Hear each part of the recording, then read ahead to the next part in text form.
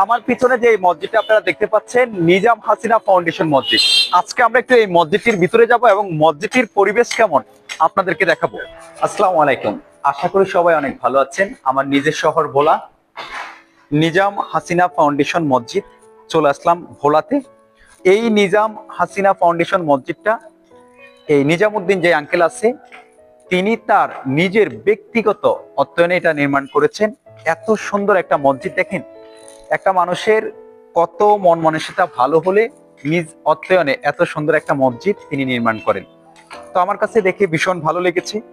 যারা হয়তো এই প্রথম দেখেছেন তারা এই ভিডিওর নিচে আলহামদুলিল্লাহ লেখেন আর আল্লাহর কাছে দোয়া করেন আল্লাহ যেন আমাদের সবাইকে তৌফিক দেয়, যাতে করে আমরা নিজেরা নিজেদের অর্থায়নে প্রত্যেকটা মানুষ একটা একটা মসজিদ নির্মাণ করে এই পৃথিবী থেকে যেন আমরা যেতে পারি, আলহামদুলিল্লাহ। আর দেখেন, আমরা যদি নিজেরা নিজের অর্থায়নে একটা মসজিদ নির্মাণ নাও করতে পারি, কোথাও যদি মসজিদের নির্মাণাদি কাজ চলে, সেখানে সামান্য সামান্য অনুদান দিলেও 10-এর অনুদানে দেখবেন একটা মসজিদ নির্মাণ হয়ে গেছে। সেটা হয়তো আমাদের অনেক বেনিফিটে আসবে।